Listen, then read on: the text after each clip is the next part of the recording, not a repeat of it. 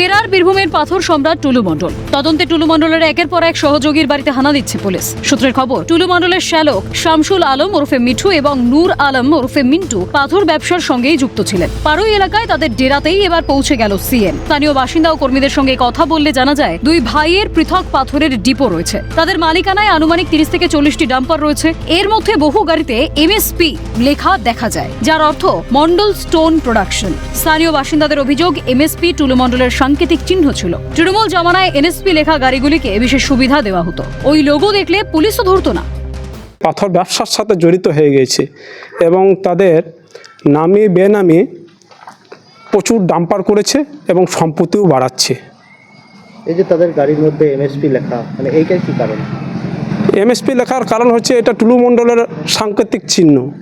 যে এমএসপি লেখা থাকলে তৎকালীন যে সরকার ছিল, তৃণমূল সরকার, তারা সেই এমএসপি বাবদ পুলিশ তাদেরকে ছেড়ে দিত, প্রশাসন কোনো ব্যবস্থা নিত না এবং কর ফাঁকি দিয়ে কীভাবে ব্যবসা করা যায় সেই জন্য একটা এমএসপি ওদের একটা সাংকেতিক চিহ্ন ছিল যে এটা টুলু মণ্ডলের গাড়ি যাচ্ছে।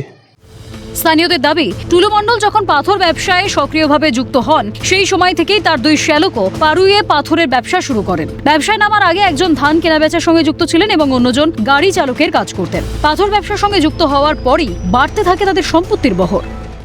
এরা একসময় আমাদের থানার অন্তর্গত কৃষ্টপুরি গ্রামের তারা বাসিন্দা ছিল একসময়।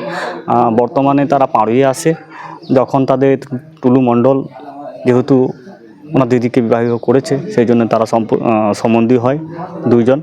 সেই পরিপ্রেক্ষিতে ওনার পাড়ুইয়ে বসবাস করে। এদিকে আগে কোনোদিন দেখেনি। আর তৃণমূল সরকার থাকার পর ওনারা এসছেন এবং বিশাল পাথরের স্তূপ করেছেন এখানে এবং প্রভাব এরা খাটিয়েছেন বরাবর দিনের পর দিন। যত পাড়ুইয়ে ডাম্পার দেখতে পাচ্ছেন, সমস্ত ডাম্পার তাদেরই, দুই একটা বাদ দিয়ে, তাও 30 থেকে 40টা তো হবেই ওনাদের ডাম্পার। সরকারের পালাবদলের পর সমস্ত গাড়ি থেকে এমএসপি চিহ্ন মুছে ফেলা হয় বলেও জানান স্থানীয় বাসিন্দারা। তবে এখন প্রশ্ন উঠছে, টুলু মণ্ডলের দুই শ্যালকও কি দুর্নীতির সঙ্গে যুক্ত? তাদেরও কি টাকার পাহাড় রয়েছে? তৃণমূলের প্রভাব খাটিয়েই ব্যবসা চালাতেন তারা। পুলিশি তদন্ত হলেই সব খোলসা হবে বলেই মত রাজনৈতিক মহলের। অমরনাথ দত্তের রিপোর্ট, ক্যালকাটা নিউজ।